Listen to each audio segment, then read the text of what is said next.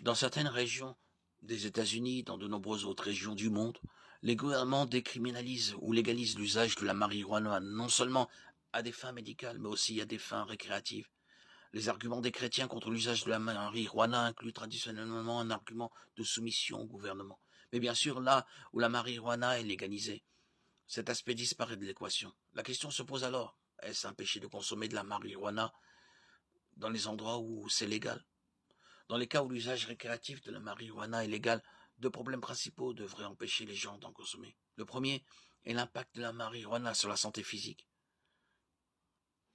Une étude récente du journal des neurosciences démontre que même une consommation occasionnelle de marijuana modifie le cerveau et peut entraîner une maladie mentale. Le fait que des enfants soient hospitalisés en raison d'une exposition accidentelle à la marijuana démontre également le risque pour la santé.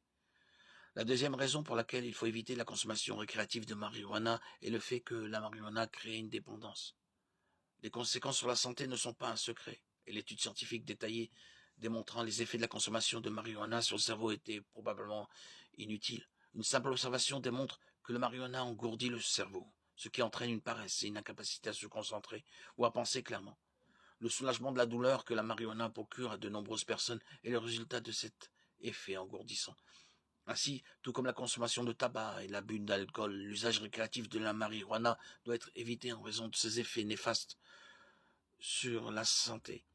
Bien que le contexte de 1 Corinthiens 6, 12, 20 ne concerne pas spécifiquement le fait de nuire au corps, il implique clairement que nous ne devons pas faire intentionnellement des choses qui nuisent à notre corps. Tout m'est permis, mais tout n'est pas utile. Tout m'est permis, mais je ne me laisserai dominer par rien. La nourriture est pour le ventre et le ventre pour la nourriture. Or Dieu détruira l'un et l'autre. Le corps n'est pas pour l'immoralité sexuelle, mais pour le Seigneur pour le corps. Et Dieu a ressuscité le Seigneur, et il nous ressuscitera aussi par sa puissance. Ne savez-vous pas que vos corps sont des membres de Christ? Prendrai-je donc les membres de Christ pour en faire les membres d'une prostituée? Non. Ou ne savez-vous pas que celui qui s'attache à une prostituée devient avec elle un seul corps? Car comme il est écrit, les deux deviendront une seule chair. Mais celui qui s'attache au Seigneur devient avec lui un seul esprit. 1 Corinthiens 6, 12, 20.